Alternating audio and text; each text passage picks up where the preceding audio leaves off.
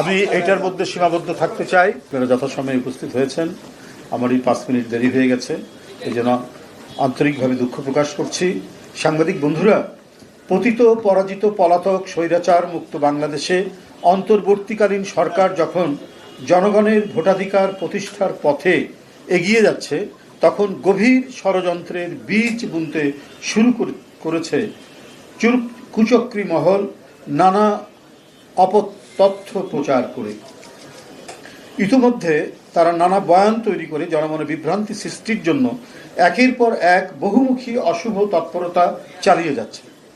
যারা মিথ্যাচার করে বিএনপিকে নানা তকমা লাগানোর অপচেষ্টা করছে, তারাই কিছু গণমাধ্যমকে ব্যবহার করে বিএনপির নামে অসত্য সংবাদ পরিবেশন করছে বা করানো হচ্ছে। জনগণ অবলোকন করছে যে গণহত্যাকারী নিষিদ্ধ সংগঠন ফ্যাসিস্ট আওয়ামী লীগকে পুনর্বাসন করার গোপন মিশনে নেমেছে একটি চক্র। বিনিময়ে তারা পতিতদের সহযোগিতা নিয়ে রাজনৈতিক উদ্দেশ্য হাসিল করার স্বপ্নে বিভোর। সাংবাদিক বন্ধুগণ, আমরা উদ্বেগের সাথে লক্ষ্য করছি যে সম্প্রতি কিছু পত্রপত্রিকা, গণমাধ্যম এবং সোশ্যাল মিডিয়ায় বিএনপির মনোনয়নের কথিত তালিকা নাম ধাম প্রকাশ করে দলের নেতাকর্মীদের মধ্যে বিভ্রান্তি, অসন্তোষ এবং বিশৃঙ্খলা উস্কে দেওয়ার ষড়যন্ত্র করছে। অনুমিত হচ্ছে বিএনপিতে বিভেদ বিসম্বাদ সৃজনের অশুভ অভিপ্রায় নিয়ে কতিপয় মিডিয়া যথেচ্ছভাবে মিথ্যা অপপ্রচার প্রোপাগান্ডায় লিপ্ত হয়েছে।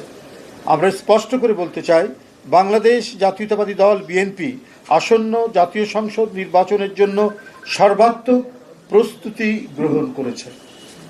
উপযুক্ত সময়েই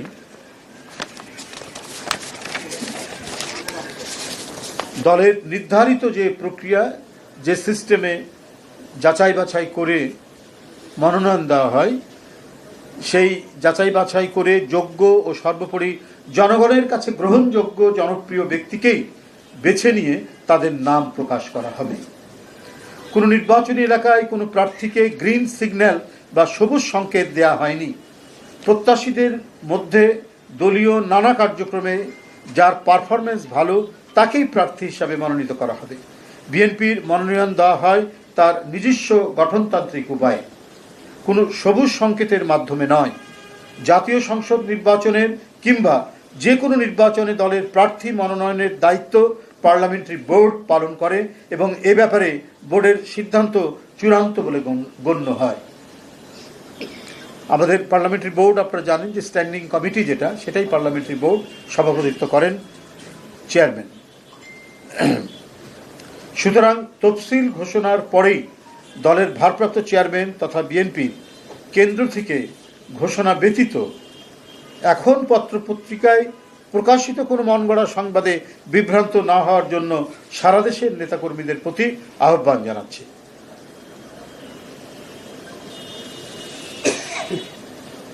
সবুজ সংকেত নয়, দলের ভারপ্রাপ্ত চেয়ারম্যান জনাব তারেক রহমান প্রতিটি এলাকায় ঐক্যবদ্ধভাবে কাজ করার সুনির্দিষ্ট ও যথাযথ নির্দেশনা দিচ্ছেন। তিনি ভার্চুয়ালি যে সমস্ত এলাকায় কথা বলছেন, সেখানেও তার বক্তব্যে তিনি এই কথাটি বলছেন, বা ঢাকায় এসে যারা কথা বলছেন, যারা মনোনয়ন প্রত্যাশী হতে চান বা দলের নেতাকর্মী যারা আছেন, বিভিন্ন পদে যারা দায়িত্ব পালন করছেন, তাদের প্রত্যেকেই তিনি এই নির্দেশনা দিয়েছেন, আপনারা সবাই ঐক্যবদ্ধ থেকে কাজ করবেন। দল যাকে মনোনয়ন দিবে তার জন্য সকলে আপনারা কাজ করবেন। কিন্তু এখনই কোনো মনোনয়ন দিয়ে দেওয়া হয়নি, যেটা আমরা বিভিন্ন পত্রপত্রিকায় দেখতে পাচ্ছি।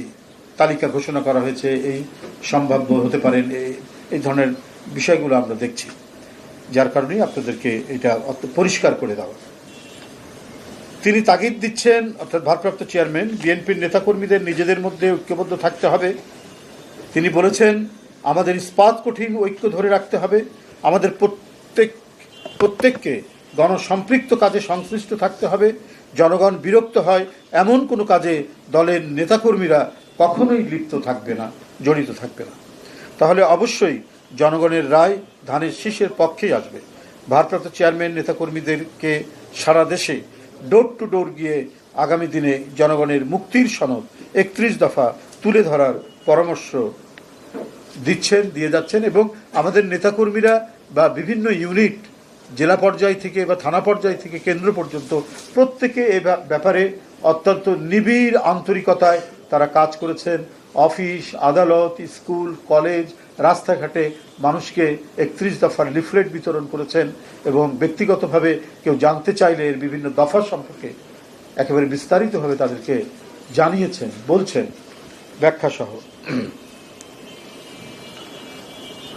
তিনি মনোনয়ন প্রত্যাশীদের ঐক্য সুদৃঢ় করার এবং আরও জনবান্ধব হওয়ার নির্দেশ দিয়েছেন। বিএনপির ভারপ্রাপ্ত চেয়ারম্যান জনাব তারেক রহমান বারবার একটি কথা বলেন, যা আমরা মনে প্রাণে বিশ্বাস করি, সেটি হলো জনগণই বিএনপির সকল রাজনৈতিক ক্ষমতার উৎস।